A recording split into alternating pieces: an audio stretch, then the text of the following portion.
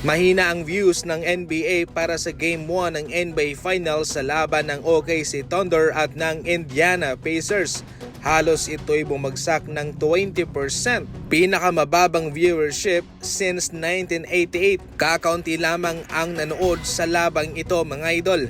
Gayunpaman, pumako ng 11 million views sa mga huling minuto, especially yung kay Tyrese Haliburton na marami ang nanood. Pero hindi pa rin yun sapat dahil yung kinakailangan ay yung panunood na matagal, nakatutok talaga galing sa pagsisimula hanggang matapos ang laban. Sa huling minuto lamang pumako ng at least 11 million pero sa pangkabuuan ay bumagsak talaga ang views at hindi ito maganda para sa NBA. Ngunit mayroong paliwanag kung bakit mababa ang views na natanggap ng NBA sa finals sa ngayon. Marami ang naboboringan considering na ang mga naglalaban sa ngayon ay mga small market team.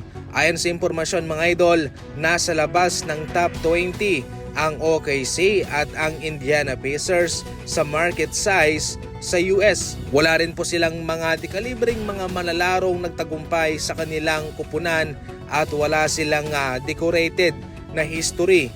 Kaya sa ngayon marami ang naninibago sa labang ito. Ibig sabihin nito, mas patok pa rin para sa mga tao ang mga big market team katulad ng Celtics, katulad ng Dallas Mavericks, Golden State Warriors, Los Angeles Lakers. Ngunit para sa game to inaasahan na tataas ang kanilang nakuhang average na views sa labang ito sapagkat marami na ang naging interesado pagkatapos na makambak ng Pacers ang OKC dahil din kay Tyrese Haliburton. Wala pang sinasabi ang Phoenix Suns pero nanggaling na mismo kay Kevin Durant na sa Spurs daw siya mapupunta. Ayon pa mismo kay KD mga idol, meron siyang sinabihan na siyang pinagkakatiwalaan niya mismo nang siya tanungin daw kung saan daw gugustuhin mapunta ni KD for the next season.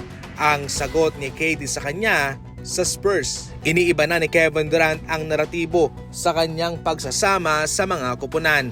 Sa mga nagdaang team niya ay sumasama siya sa mga super team. Sa pagkakataong ito ay umiiwas na si KD sa mga ganyan at tutulong na lamang siya sa isang kupunang nagre-rebuild katulad nitong Spurs. Promising din naman itong lineup ng Spurs. Meron silang Fox, Wembanyama, Stephon Castle at si KD kung sakaling matutuloy man sa off-season. Sa mga hindi pa nakakalam dyan, itong si KD ay hindi na bago sa Spurs sa Texas. Doon siya mismo nagsimula sa kanyang basketball career. Ayon pa mismo kay Kevin Durant, kung hindi raw dahil sa kanyang pagpunta sa University of Texas ay siguradong wala siya sa NBA.